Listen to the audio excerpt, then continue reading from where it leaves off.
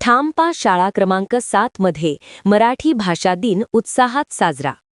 ज्येष्ठ कवी, साहित्यिक व ज्ञानपीठ पुरस्कार विजेते कुसुमाग्रज यांच्या जयंतीनिमित्त साजऱ्या होणाऱ्या मराठी भाषा दिनाचे औचित्य साधून टेंभी नाका शाळा क्रमांक 7 इंग्रजी माध्यम बालवाडी विभाग यांच्या वतीने आज दिंडीचे आयोजन करण्यात आले होते। कार्यक्रमाची सुरुवात संत साहित्याच्या स्मरणाने करण्यात आली। पालखीत संत ज्ञानेश्वर यांची आकर्षक व सुशोभित प्रतिमा ठेवण्यात आली होती।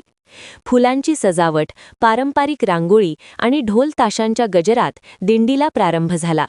बालवाडीतील चिमुकल्या विद्यार्थ्यांनी पारंपरिक वेशभूषा परिधान करून मराठी संस्कृतीची झलक सादर केली। मुलांनी मराठी असे आमची मायबोली, जय जय महाराष्ट्र माझा अशा घोषणांनी परिसर दुमदुमून टाकला। काही विद्यार्थ्यांनी मराठी कवितांचे सादरीकरण केले, तर काहींनी मराठी भाषेचे महत्त्व सांगणारी भाषणेही केली। शिक्षकांनी विद्यार्थ्यांना मराठी भाषेचा इतिहास, तिची समृद्ध परंपरा आणि साहित्यिक वारसा याविषयी माहिती दिली। इंग्रजी माध्यमाच्या शाळेत शिकणाऱ्या विद्यार्थ्यांमध्येही मातृभाषेबद्दल प्रेम, जिव्हाळा आणि अभिमान निर्माण व्हावा हा या उपक्रमामागील मुख्य उद्देश होता। ब्युरो रिपोर्ट, जनादेश। आपली माणसं, आपला देश, पाहत रहा जनादेश। महापालिकेतील सेवानिवृत्त कर्मचाऱ्यांचा महापौर शर्मिला पिंपोळकर यांनी केला सन्मान। ठाणे शहराच्या विकासात आणि नागरिकांना दर्जेदार सेवा देण्यात सेवानिवृत्त होणाऱ्या अधिकारी कर्मचाऱ्यांचे मोलाचे योगदान आहे। अनेक वर्षे कर्मचारी प्रामाणिकपणे, निष्ठेने आणि कर्तव्य भावनेने अधिकारी कर्मचारी महापालिकेची सेवा करत असतात। सेवानिवृत्तीनंतरचे आयुष्य हे देखील आनंदाने व्यतीत करा असे नमूद करत महापौर शर्मिला पिंपोळकर यांनी सेवानिवृत्त कर्मचाऱ्यांना शुभेच्छा दिल्या। ठाणे महापालिकेच्या सेवेतून नियत वयोमानानुसार सेवानिवृत्त होणाऱ्या अधिकारी कर्मचाऱ्यांचा सत्कार सोहळा आज ठाणे महापालिकेच्या कैलासवासी नरेंद्र बल्लाळ सभागृहात आयोजित करण्यात आला होता। या कार्यक्रमास उपमहापौर कृष्णा पाटील, अतिरिक्त आयुक्त 1 संदीप माळवी, अतिरिक्त आयुक्त 2 प्रशांत रोडे, उपायुक्त जी गोदेपुरे आदी उपस्थित होते। सेवानिवृत्ती हा शेवट नसून आयुष्यातील नव्या पर्वाची सुरुवात असल्याचे सांगत त्यांनी सर्वांना उत्तम आरोग्य, आनंदी आणि समृद्ध आयुष्याच्या शुभेच्छा महापौरांनी दिल्या। यावेळी सन्मानचिन्ह, पुष्पगुच्छ देऊन विविध विभागातील एकूण 36 अधिकारी कर्मचारी यांचा सन्मान करण्यात आला। ब्युरो रिपोर्ट, जनादेश। आपली माणसं, आपला देश, पाहत रहा जनादेश। सर्व नागरिकांना आवाहन करण्यात येत आहे की सध्या डासांमार्फत पसरणाऱ्या डेंग्यू या आजाराचा प्रसार रोखण्यासाठी प्रत्येकाने पुढीलप्रमाणे कार्यवाही करावी। डेंग्यू आजार एडिस इजिप्टी हा डास चावल्याने होतो। या डासांची पैदास साचलेल्या किंवा साचवलेल्या स्वच्छ पाण्यामध्ये होते। 8 दिवसांपेक्षा जास्त दिवस पाणी उघडे व साचून राहिल्यास त्यात डास अंडी घालतात। अंड्यांच्या अळ्या तयार होऊन पुढे डास तयार होतात। यासाठी आपल्या घरातील पाणीसाठे, उदाहरणार्थ बॅरल्स, पिंपे, टाक्या, हौद, रांजणे इत्यादी दर आठवड्याला रिकामे करून घासून पुसून कोरडे करून पुन्हा भरावे। 1 दिवस कोरडा दिवस म्हणून पाळावा। पाणी साठ्यांना घट्ट झाकणे बसवावीत किंवा जुनी साडी, चादर, धोतर यांनी बांधून झाकून ठेवावीत, म्हणजे डास त्यात जाऊन अंडी घालणार नाहीत। घराच्या गच्चीवर, आजूबाजूला, अंगणात कोठेही पाणी साचू देऊ नये। भंगार सामान उघड्यावर टाकू नये, उदाहरणार्थ टायर्स, प्लास्टिक सामान, कुंड्या, टाकाऊ वस्तू इत्यादी। अशा सामानात पावसाचे पाणी साठून त्यात डेंग्यूच्या डासांची पैदास होते।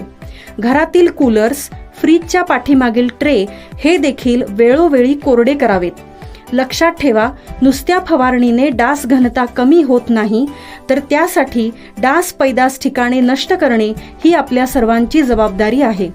कोणताही ताप अंगावर न काढता जवळच्या शासकीय रुग्णालयात मोफत औषधोपचार घ्या. अशा प्रकारे नागरिकांनी सहकार्य केल्यास डेंग्यूचा प्रसार रोखणे सहज शक्य आहे.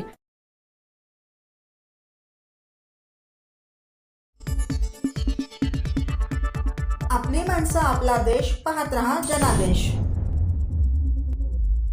मनोरुग्णालय परिसरातील वृक्षांच्या कत्तलीविरोधात राष्ट्रवादी काँग्रेसचे आंदोलन.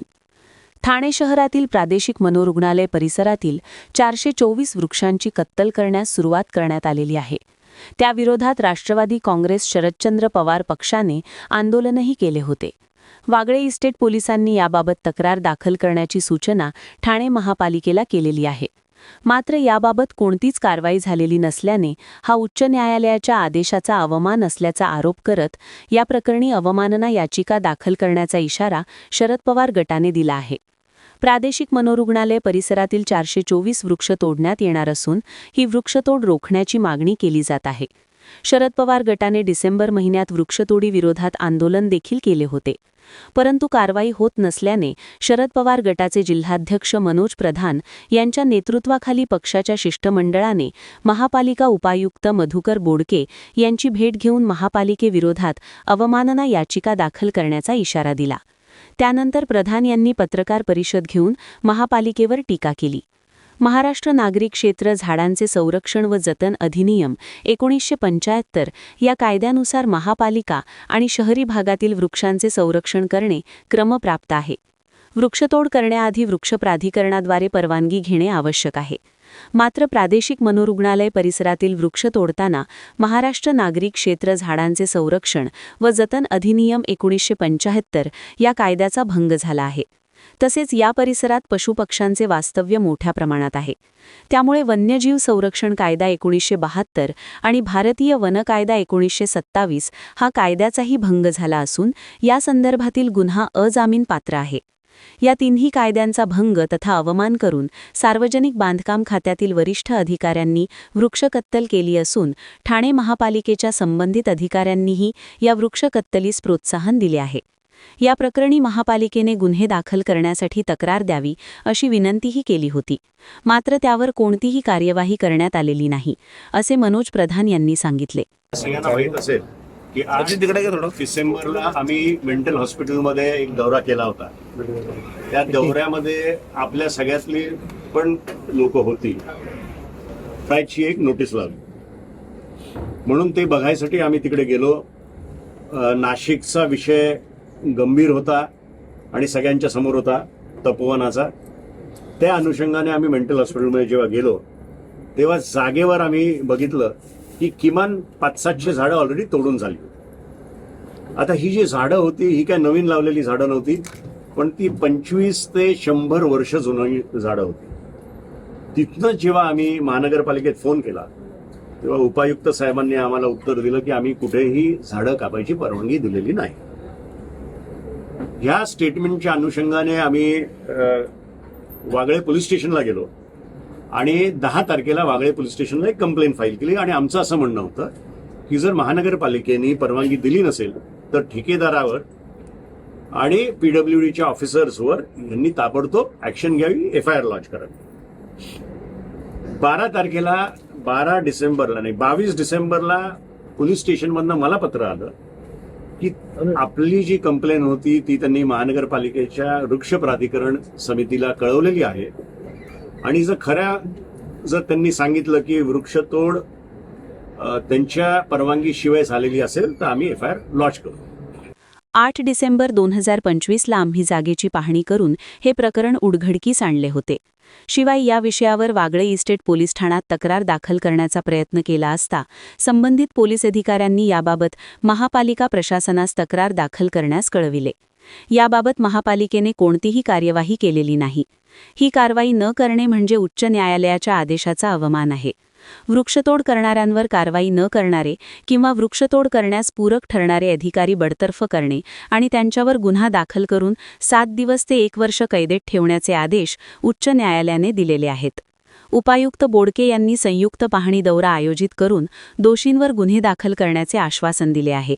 त्यामुळे येत्या 8 दिवसात पाहणी तसेच चौकशी करून गुन्हे दाखल न केल्यास उच्च न्यायालयात अवमानना याचिका दाखल करू, असेही प्रधान म्हणाले. ब्युरो रिपोर्ट, जनादेश. आपली माणसं, आपला देश. पाहत रहा जनादेश. भारतीय मजदूर संघाचे जिल्हाधिकारी कार्यालयासमोर आंदोलन. सर्व कामगारांना किमान वेतन लागू करा. असंघटित क्षेत्रातील कामगारांना आरोग्य, पेन्शन अशा सामाजिक सुरक्षेसाठी अर्थसंकल्पात तरतूद करा. कंत्राटी कामगारांबाबत ठोस धोरण जाहीर करा. घरेलू कामगार मंडळ पुनर्गठित करून बंद योजना सुरू करा. अशा विविध मागण्यांसाठी भारतीय मजदूर संघ, ठाणे जिल्हा यांनी ठाणे जिल्हाधिकारी कार्यालयासमोर आंदोलन केले. या आंदोलनात शेकडोच्या संख्येने कामगार उपस्थित होते. भारत सरकारने 21 नोव्हेंबर 2025 पासून नवीन कामगार कायदे लागू करत असल्याची घोषणा केली, परंतु सन 2026-27 या आर्थिक वर्षासाठी सादर केलेल्या 80 लाख कोटींच्या अर्थसंकल्पात नवीन कामगार कायद्यांच्या अंमलबजावणीसाठी कोणतीही आर्थिक तरतूद केलेली नाही. त्यामुळे कामगारांकडे सरकारने पूर्णपणे दुर्लक्ष केला असल्याचा आरोप कामगार संघटनांकडून होऊ लागला आहे. देशातील संघटित व असंघटित क्षेत्रातील कामगार, कॉन्ट्रॅक्ट लेबर, निवृत्त कामगार, सुरक्षा रक्षक, स्कीम वर्कर्स, आशा, अंगणवाडी, घरेलू, बांधकाम, रिक्षा टॅक्सी चालक, फेरीवाले, माथाडी आदी सर्व क्षेत्रातील कामगारांच्या मागण्यांकडे सरकारचे लक्ष वेधण्यासाठी भारतीय मजदूर संघाने देशव्यापी सरकार जगाओ अशी हाक देत आंदोलन केले. त्यानुसार भारतीय मजदूर संघ ठाणे जिल्ह्याच्या वतीने ठाणे जिल्हाधिकारी कार्यालय येथे धरणे आंदोलन करण्यात आले होते. ठाणे जिल्ह्यातील सर्व कामगार संघटनांमधील संघटित तसेच असंघटित क्षेत्रातील कार्यकर्ते मोठ्या संख्येने हातात झेंडे आणि फलक घेऊन या आंदोलनात सहभागी झाले होते. या आंदोलनादरम्यान ठाणे जिल्हा अध्यक्ष सचिन कदम आणि जिल्हा सचिव विलास आंबेकर यांच्या नेतृत्वाखाली शिष्टमंडळाने जिल्हाधिकारी यांना कामगारांच्या मागण्यांचे निवेदन सादर केले. ठाणे जिल्हाधिकारी यांच्या वतीने निवासी उपजिल्हाधिकारी डॉ. संदीप माने यांनी निवेदन स्वीकारले. ब्युरो रिपोर्ट, जनादेश.